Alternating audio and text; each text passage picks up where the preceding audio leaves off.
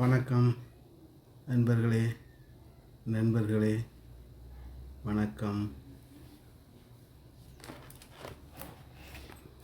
இன்றைய தியானத்திற்கு மத்தேயு சுவிசேஷத்தினுடைய 4வது அதிகாரம் 17வது வசனம். 4:17. அது முதல் இயேசு மனந்திரும்புங்கள், பரலோகராஜ்யம் சமீபித்திருக்கிறது என்று பிரசங்கிக்க தொடங்கினார். ஆண்டவராகிய இயேசு கிறிஸ்து வந்ததனுடைய முக்கியமான நோக்கத்தினுடைய பிரதானமான பகுதி அங்கே ஆரம்பமாகி இருக்கிறது. இந்த பகுதி எங்களுக்கு சொல்லுகின்ற விடயம், மனம் மாறுங்கள், ஏனெனில் விண்ணரசு அங்கே நெருங்கிவிட்டது. அவர் ஒரு அரசை நிர்வகிக்க வந்தவர், அந்த அரசை நிறுவ வந்தவர். அதற்கான முதல்கட்ட வேலை அங்கே நடக்கின்றது. ஒரு நல்ல எதிர்காலத்தை கொண்டு வருவதற்கு, நல்ல ஒரு எதிர்காலத்தை மக்களுக்கு தருவதற்கு இது ஆற்றுப்படுத்தலின் இயேசுவினுடைய அழைப்பாக இருக்கிறது. எனவே இந்த வேலையை செய்கின்ற ஒவ்வொரு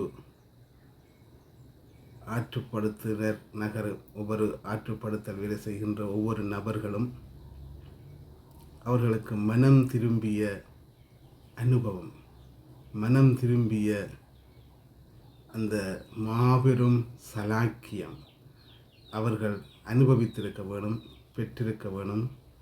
அப்பொழுதுதான் அவர்கள் அந்த வேலையை மிக அழகாக செய்ய முடியும். எனவே நொந்து போய், சோர்ந்து போய், வாடிப்போய், வதங்கி போய் இருக்கிற மக்களுக்கு அவர்களை தேற்றுவதற்கான, அவர்களை ஆற்றுவதற்கான முதலாவது வேலை திட்டம் என்று கூட சொல்லக்கூடிய அளவுக்கு மனம் மாறுங்கள் என்பது பொறிக்கப்பட்டிருக்கிறது. எனவே மனம் திரும்புதல் என்பது ஏதோ மதம் பிடிப்பது அல்ல, அது ஏதோ தேவையில்லாத ஒரு விடயம் கூட அல்ல.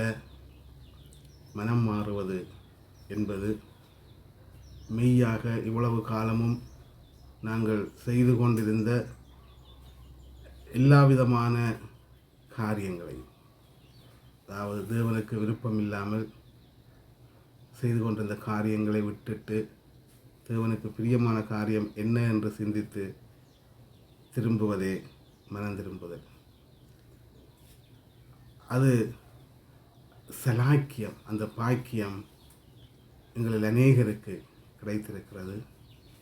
எனவே மனம் திரும்ப வேண்டிய அவசிய தேவை எங்கள் எல்லோரிடத்திலேயும் இருக்கிறது.